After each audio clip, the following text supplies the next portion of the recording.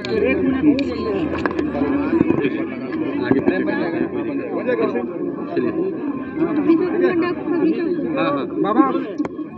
बाबा आज विरोध प्रदर्शन करना पड़ रहा है।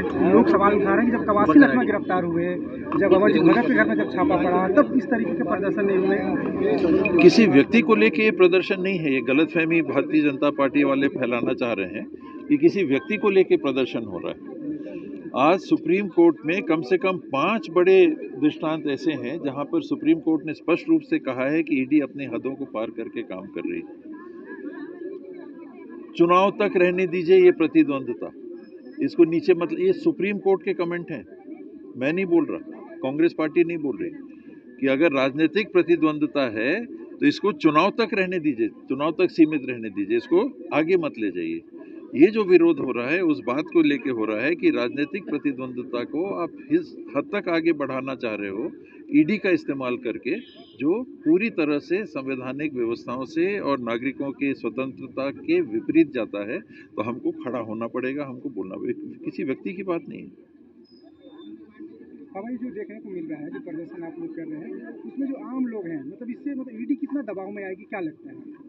हमारा काम संकेत देना है, संदेश देना है। हमारा काम इस बात को लोगों के सामने लाना है कि अगर हम आपके मत के आधार पे विपक्ष में भी हैं तो हमारी एक जवाबदारी प्रजातंत्र में बनती है कि जो काम लोगों के हित के विरोध में हो रहा है तो हमको खड़ा होना है।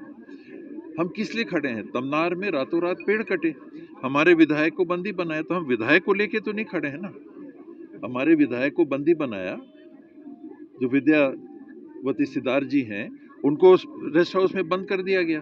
तो क्या ये धरना विद्यावती जी के नाम पे हम कर रहे हैं?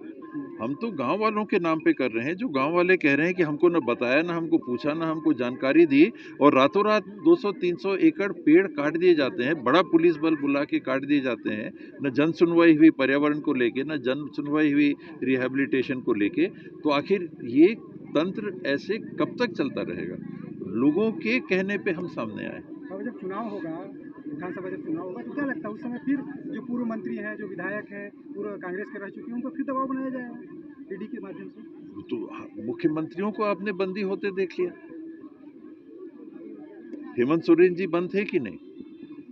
केजरीवाल जी बंद थे कि नहीं? सिसोदिया जी जो उप मुख्यमंत्री थे वो बंद थे कि नहीं? और आम आदमी पार्टी के कितने विधायक बंद थे कि नहीं? मंत्री, सभी जगह ऐसा हुआ ना। और साथ ही साथ आज महाराष्ट्र के उप मुख्यमंत्री जो हैं वो बीजेपी के साथ गठबंधन में हैं। उनके संदर्भ में प्रधानमंत्री जी ने सार्वजनिक मंच से बोला कि 60,000 70,000 करोड़ का घपला है, हम छोड़ेंगे नहीं। ऐसे ही नहीं छोड़ा, इसी को नहीं छोड़ना कहते हैं। आज उनके सरकार में भारतीय जनता पार्टी के मुख्यमंत्री हैं और वही व्यक्ति एनसीपी का धड़े के जो प्रमुख हैं, एक धड़े के, वो उप मुख्यमंत्री हैं, जिनके लिए प्रधानमंत्री जी ने, हमारे देश के माननीय प्रधानमंत्री जी ने सार्वजनिक मंच से कहा था। उसी के तरफ सुप्रीम कोर्ट इशारा कर रही है कि जो राजनीतिक प्रतिद्वंद्विता है इसको वहीं तक रहने दीजिए। तो ईडी और सीबीआई के चक्कर में अगर इसी तरीके से दबाव ईडी का बना रहा है तो कांग्रेस जो चुनाव लड़ेगी उस समय कितना बड़ा नुकसान होगा कांग्रेस को, या फिर इसका फायदा होगा?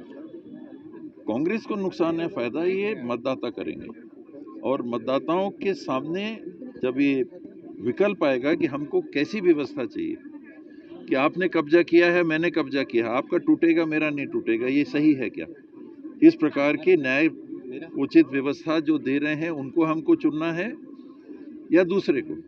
स्कूल बंद किए जा रहे हैं, टीचरों को बेदखल किया जा रहा है, या नई भर्ती नहीं की जा रही। हमको ऐसी व्यवस्था चाहिए या हमको दूसरी व्यवस्था चाहिए? मतदाता ऐसी बातों को ध्यान में रख के 200 एकड़ पेड़ रातों रात काट दिए जा रहे हैं पुलिस बल के आधार पे। आपने सुना था इन बड़ी कंपनियों को यहाँ पर आने के पहले उदयपुर में अदानी आई, उसके बाद बड़ी कंपनियां बस्तर में गईं, इनका भी नाम वहां आ रहा है, तमनार में वही नाम आ रहा है। बात जब उठती है तो क्या बोला जाता है कि ये तो महाराष्ट्र की सरकार को खदान दी गई, ये तो एमडीओ हैं। लेकिन हर जगह यहाँ भी एमडीओ हैं, वो खदान गई है राजस्थान के विद्युत मंडल के उपयोग के लिए। लेकिन जहाँ जहाँ ये हैं वहीं वहीं पुलिस का उपयोग करके काम में लाभ पहुंचाने की कोशिश क्यों? वो बिजनेस करें ना, कौन रोक रहा है उनको बिजनेस करने से? देश में कोई किसी को रोक सकता है क्या? पर शासन का उपयोग करके लाभ पहुंचाने की बात जनहित को किनारे करके अगर किया जाएगा तो विपक्ष का ये दायित्व है, उसका फर्ज है कि फिर वो खड़ा हो।